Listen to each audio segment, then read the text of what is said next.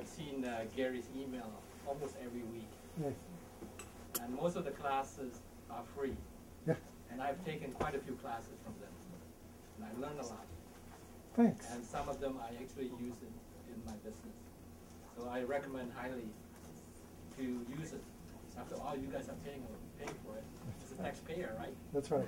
Right? So use it. Okay. All right. Our next speaker is going to be John Dellar. John Dellar is from SCORE, and he's the counselor to American small business.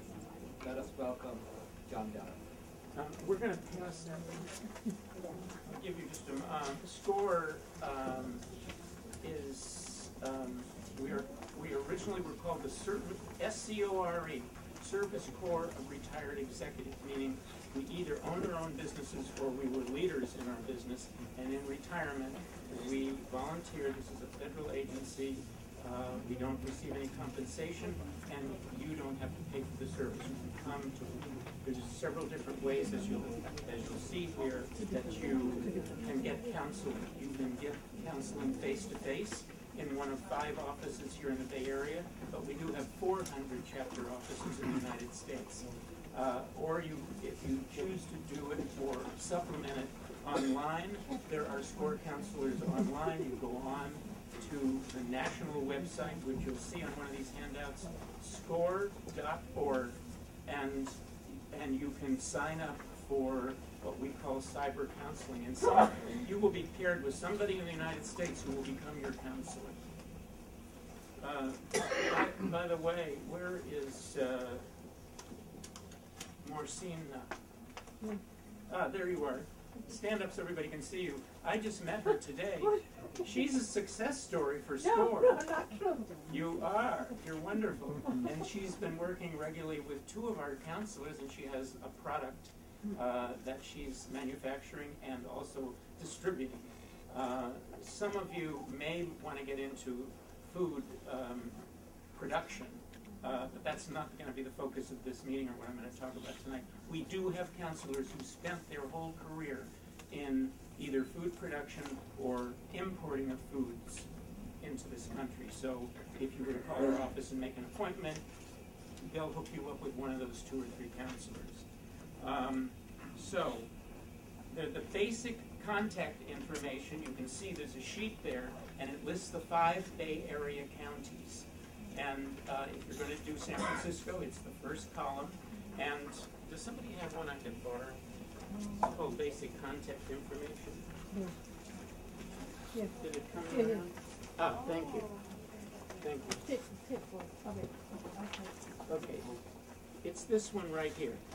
Okay, and the first column is San Francisco. I can't spend a lot of time on this, but as you can see, basic things that you want to choose is to have get a fictitious business name, a business license. The websites are on here. You can go online now and see if your name has been taken. You may be able to register it online with a credit card, otherwise you have to go down to the office. And the one that's missing here is a domain name. We all have to have domain names now. Some of you are already in business, and where's our restaurateur? I went to your website today. It's a wonderful website.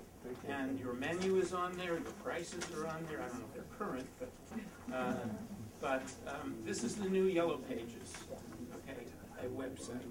And then you're all going to need a resale permit because you're collecting tax, and you'll need to know about that. You can download all of their brochures or go to their office. And then the last 4, which are talking about workers' compensation, federal and state withholding tax, and an EIN, or employer identification number. That's when you hire your first employee. And you will get involved in those agencies. The one that I skipped was the zoning. And I do want to talk for just 30 seconds about zoning. That has to do with the planning department. So if you are going to be doing any construction, building, other than just painting or some carpeting and maybe replacing a couple of lights, you're going to get involved with the zoning department. And that's where the building inspectors will either be your friend or they're going to drive you crazy. There is another very important thing that they are involved in, and that is in San Francisco, it's called conditional use clause, which says that the city will only allow so many restaurants, so many bars, so many nightclubs, so many nail salons, so many barber shops on each block in each neighborhood. So don't sign a lease until you pass conditional use clause. Okay? There's many different ways to find a location. Some of them will be published in a paper. You can work with a leasing agent. They happen to know what's going on in every block of every neighborhood. They even know what spaces are coming up that haven't hit the market yet. So stay in touch with them. If you came to SCORE or you emailed me, I can tell you 3 or 4 of these leasing agents, okay, that you can work with. But you'll see their signs along the street. Another way to get a business or to open a business is to buy an existing business that's for sale. Many of them are of very good value. Everything is put in where it should be, the plumbing, some of the electrical, there might be adequate lighting, and people are selling their restaurants for different reasons, not just because they're failing. Many people need to move, some people are ready to retire, so that's a good one. One of them, the places I've told you to go to, but there's many websites, is bizben.com. You'll see it on this list. And that's California Businesses for Sale. You would click on restaurants, then you would click on either San Francisco, San Jose, wherever you're doing it, and you'll see some of the businesses that are for sale, their prices, their rent, their square footage. And one of the things about buying an existing location is that there's an expression called grandfathered in. I think it means our grandfather did it, so it's okay that you do it. So if it's been a food service operation in the past, you will probably pass conditional use.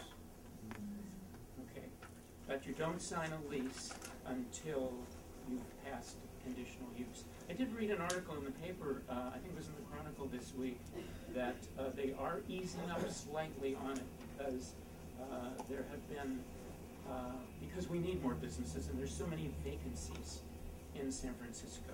So there is a little easing of it, but be sure that you do pass it.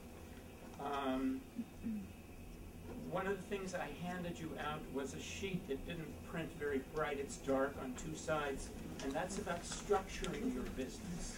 Meaning, am I going to start out as a sole proprietor? Am I going to be a partnership? Am I going to be one of the 3 or 4 different kinds of California corporations? If you came to a counseling session, we would talk to you about that, and we might even have you see one of our counselors that's been an accountant or CPA or an attorney, and they would help you with your decision on the structuring of your business. Okay?